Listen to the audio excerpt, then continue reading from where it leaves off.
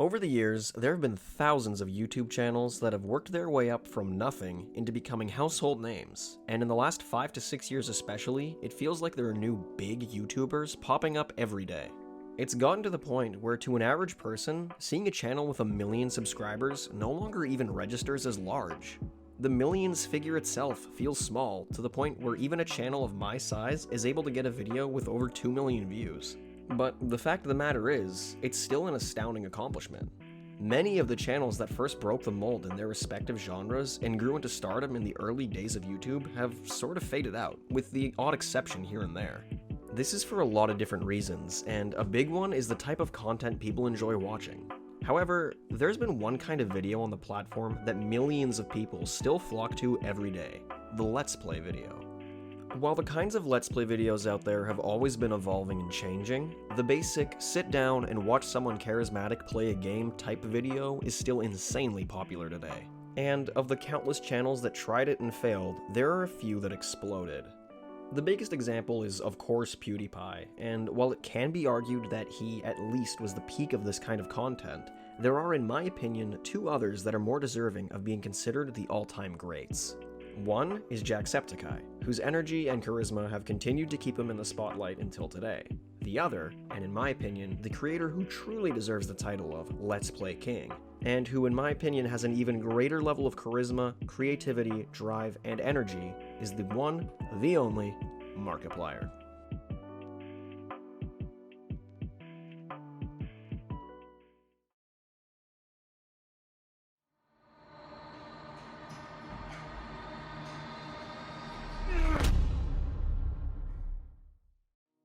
It's really a lot to wrap your head around when you stop and try to look back on Markiplier in his early days on the platform, because the fact of the matter is, much of what people love about Markiplier today was more or less exactly the same in his earliest videos. His sense of humor, energy, and persona have all remained essentially the same. That isn't to say Mark himself hasn't matured over the years. He most definitely has, having had numerous instances, tragedies especially unfortunately, that have grown him without a doubt. And even beyond that, while still being primarily a Let's Play channel, Mark definitely uploads more styles of content these days, with much, much higher production and scope in some cases. But I'm getting ahead of myself. Before we can fully dive into Mark's life today, I need to take you back to the start. To quickly clarify, I will not actually be talking about Mark's childhood or adolescent years, as he himself discusses them in his Draw My Life YouTube video from many years ago, and I don't want to paraphrase that video and risk getting any of the information wrong, especially given some of the subject matter, so yeah. Okay, cool, let's get into it.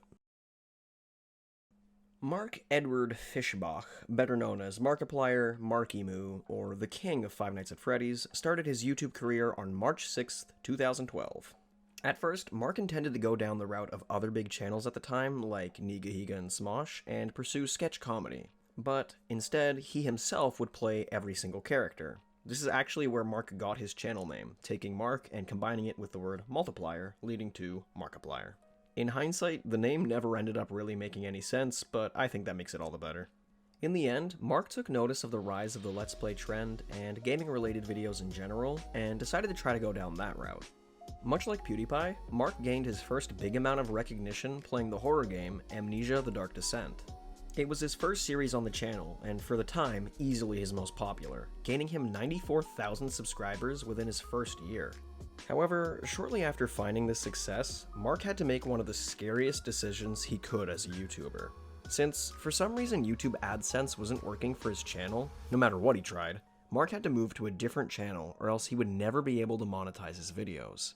Thankfully, enough of Mark's subscribers made the move without issue, and Mark was able to continue on his new channel, Markiplier Game, which would eventually be renamed back to Markiplier. Throughout 2012, Mark would play countless different types of games, ranging from the classic indie horror he's known for, all the way to Skyrim and Minecraft. Compilation videos of his reactions in horror games pulled in millions of views for him, and kept gaining him tens of thousands of subscribers every month. He was growing so quickly that from starting back at square one in June to the end of December 2012, he had gained nearly 70,000 subscribers. But this was only the beginning. 2013 would prove to be an even better year for Mark, as he started the year with 70,000 subscribers, only to go on and end the year with over 1 million. What's amazing is Mark never once really changed the kinds of videos he was making along the way. All of his growth came from his simple gaming videos and extremely charismatic attitude. That and the fact that he uploaded borderline non-stop, meaning viewers basically never had to wait for more Markiplier content. Going into 2014, Mark just kept growing and growing. His larger series, like the SCP Containment Breach videos, kept viewers interested in longer form videos, while Mark still uploaded smaller, bite-sized stuff like Happy Wheels, Slender videos, and lots of other small indie games. However, there was one game in August of 2014 that Mark played that not only changed Mark's channel forever, but borderline changed the landscape of indie horror games forever. Five Nights at Freddy's. Now, Mark was still growing at a good pace around this time, and between January 2014 and August 2014 had already amassed another 1.5 million subscribers, basically doubling his channel size. But what happened next would truly catapult him into stardom. You son of a bitch! Jesus. Okay, so the first night is never usually that bad in any of the games, so I'll play through. Warning, scariest game in years, Five Nights at Freddy's Part 1. Mark's first Five Nights at Freddy's video is likely one of the most famous within the entire FNAF media sphere. The combination of the new kind of horror FNAF introduced, combined with Mark's personality and reactions, truly made this video absolutely explode. Mark's well-known fear of the uncanny valley, as in things that give human-like qualities but are too foreign to be truly human, definitely added to his level of uneasiness, and therefore his reactions to everything going on. FNAF and Mark were truly just a match made in heaven. To this very day, Mark's first FNAF video is his 4th most watched on the channel, and his top gaming video as a whole.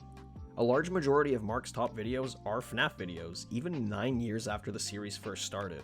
With the overwhelming success of his initial FNAF series, and the sequel, all within 2014, Mark ended the year with a staggering 5 million subscribers, almost doubling what he had from August alone, and multiplying his sub count by 5 in 2014 by itself. 2015 would go on to be a tumultuous year for Mark, with some very high highs and equally low lows. In terms of positives, 2015 saw Mark co-host the South by Southwest Gaming Awards, be featured in YouTube Rewind, find himself ranked 6th amongst the top 20 influential celebrities among US teens, get his beloved and fan-favorite dog Chica, and would even find himself appearing alongside Jenna May on Jimmy Kimmel. All of that while also hitting over 10 million subscribers by October. Truly an astounding year, but not one without tragedy, an unfortunate through-line in much of Mark's life. In 2015, Mark moved in with fellow YouTubers Daniel Kyrie and Ryan McGee, the runners of the channel Syndigo. In September, Daniel was found in near-death condition by Ryan after he had attempted to delete himself. And quick side note, I hate that I have to word it that way, as I feel it really takes away from the severity of it, but it's the only way YouTube won't crush this video, so I apologize. Daniel was taken to the hospital, but after suffering major brain damage from the incident, his family decided to let him go. This obviously affected Mark pretty severely, and he would go on to take a hiatus for a month, his first long break since his channel's inception. Things would improve for a while for Mark, as he would continue as he always had, making Let's Plays and growing at a very fast pace, all while gaining more resources and opportunities with his success. He even went on tour across the US and Europe with fellow YouTubers, doing various live shows together. For the most part, however, Mark grew in 2016 through 2018 with what I'll call a quiet success. He still grew rapidly, but the Google Trends themselves show that his general dominance was slowing down. Even with big series like his Try Not to Laugh videos doing very well, the lack of pure front page dominance was noticeable. Despite hitting 20 million subscribers in 2018, that year also had one of the hardest tragedies strike Mark when his niece Miranda sadly passed away in a car accident at the age of only 19. This caused Mark to take another brief hiatus to be with family and mourn on his own, but not without taking the opportunity to raise nearly $80,000 for her funeral on GoFundMe. The rest of 2018, for better or for worse, went on without much excitement. 2019, however, was when Mark truly began to pursue the things he'd clearly always wanted to. Oohness, honest, oohness, honest. He's not here anymore. He's dead. 2019 saw one of the biggest and most ambitious series on Mark's channel, and one of the coolest on YouTube as a whole, a heist with Markiplier. This was a sort of AR video experience in which the viewer was able to take multiple different paths at the end of each video, leading to unlisted videos with different results. The single video that starts it can lead to a staggering 31 different endings. The scope was truly insane, but Mark worked alongside the production company / YouTube channel Rooster Teeth, who I will definitely be covering in a video one day. Rooster Teeth is no stranger to large-scale productions, and with their help, Mark created one of the coolest and most groundbreaking experiences on the entire platform. Mark had actually had a similar type of video series before, A Date with Markiplier, in 2017, but it was on a much smaller scale, and was likely just used as a testing ground for the eventual, bigger project. 2019 saw even more from Mark, however, when he, alongside fellow YouTuber Ethan Nestor, created a YouTube channel called Unus Annus. Gotta be careful how I say that. The channel was a sort of social experiment in which Mark and Ethan would upload every day for 1 year with a new kind of video before deleting the channel permanently, therefore making each video sort of an event and the channel itself special. The channel itself gained success rapidly, gaining 1 million subscribers in its first week and peaking at 4.56 million before being deleted. The channel went out on November 14th, 2020 with a livestream that peaked at 1.5 million concurrent viewers.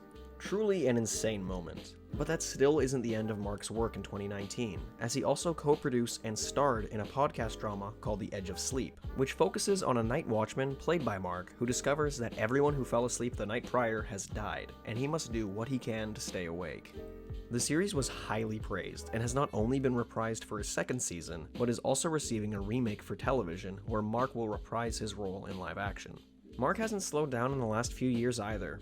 After a brief quiet period during COVID, Mark came back full swing in 2022 with his new series, In Space with Markiplier, an even larger scale follow-up to A Heist with Markiplier in the same vein. It was once again created alongside Rooster Teeth, and it was even nominated for an Emmy at the Children's and Family Emmy Awards. Throughout all that time, Mark still made the time to make videos at least every couple of days, rarely going more than 4 max without something new. And within these times was also in and out of the hospital for various reasons.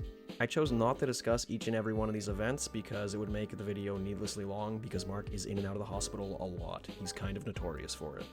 As for upcoming projects, Mark is currently directing, producing, writing, financing, and starring in a film based around the hit 2022 indie game Iron Lung.